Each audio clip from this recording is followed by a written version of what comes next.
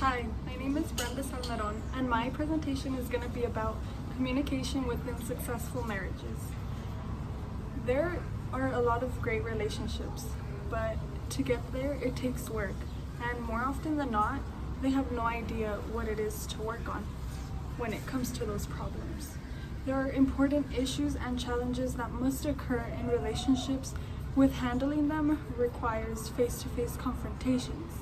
Those such as fighting, dealing with dissatisfaction, hurting your partner's feelings, feeling an attraction for another person as well.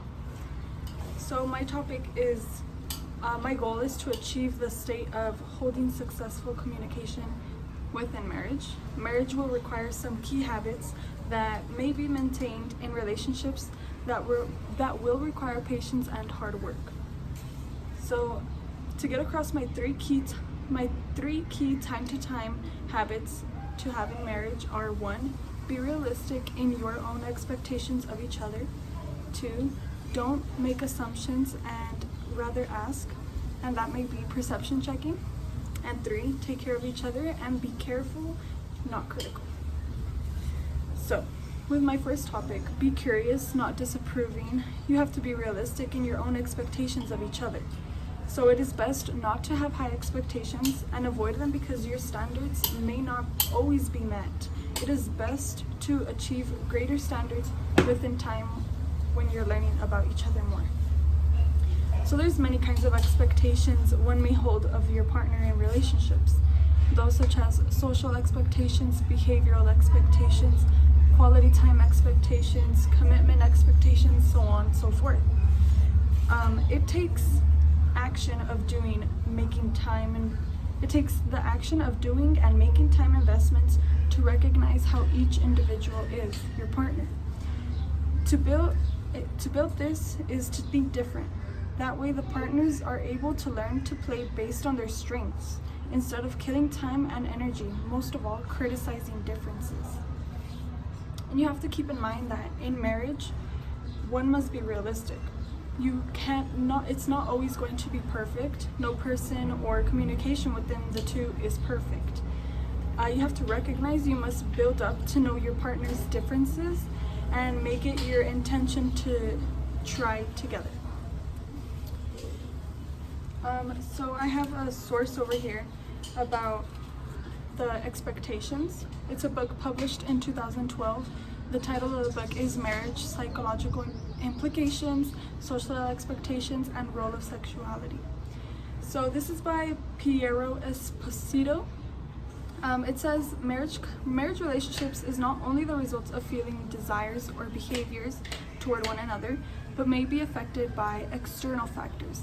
Those external factors are those such as family relationships. It was proven that family relationships make a big impact in your marriage because it is boldly stated in the book that couple satisfaction are influenced by the quality of the relationship with the family of origin, and it is shown that dissatisfied couples have bad satisfaction with their family.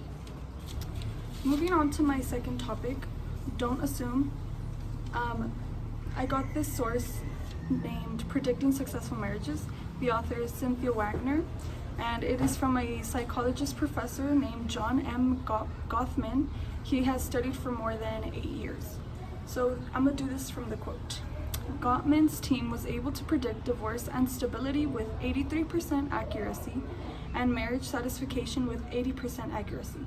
They discovered that anger and bickering are not necessarily unhealthy for a couple and not used to predict a divorce. Rather, it is one or both partners' negative responses to those behaviors that is the key.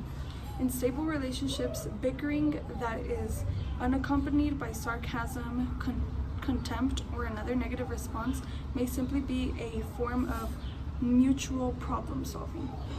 So therefore, it is best to get good at having courageous conversations, to face and grow of all rejection and argumental reflections. I also got my second source from Don't Assume, Rather Ask, from a TED Talk. It is Rather than assume, it is better to ask and discuss. And that, I'm pretty sure most of you married couples may agree that you may tend to assume, and I have seen it with my parents that it just comes out like that. So the benefits are that you get over the challenge of mistrust and disrespect. That is what tends to cause so much frustration. For example, Dr. Andrea and Jonathan Taylor Cummings, the TED Talk presenters, who have over 20 plus years of speaking of marriage communications, had an example of this married couple named Rachel and Steve. They said that this couple did not work out because their challenges were seen different from different perspectives. They did come from the same culture, so they had that in common, but their differences was that Steve grew with a traditional mindset. He expected his wife to be like his mom, and he expected his wife to be best friends with his mom. So that was not going to work out because he had different expectations. So when these two speakers came into this couple's life, they taught them mutual respect and to agree on roles of responsibilities.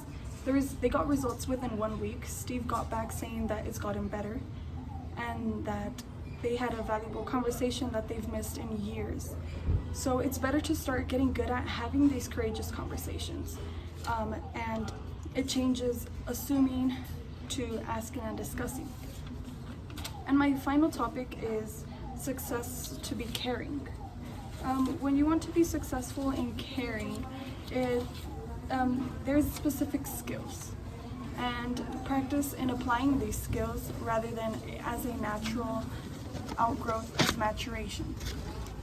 Those skills are to strengthen the self-esteem, self-confidence, self-love in the participant, and you must recognize and respect the individual's differences. To care will mean to hold honest courage, self-acceptance, sarcasm, and most of all, rejection. So for example, from this I got that through the process of arguing with your significant other, they learn from each other more. These arguments should be taken to reprogram own thoughts and your your significant other's thoughts as well. So what you get out of being caring and learning more about skills to strengthen the self-esteem, self-confidence, self-love, you recognize the individual's difference and you are able to set boundaries of behavior. Broad ones like never hitting each other, that's a broad one. And it will help you argue better in the long run, and it will help you work together even when arguing if you get to achieve that. So thank you so much for watching and good luck to you all. Have a good day. Thank you.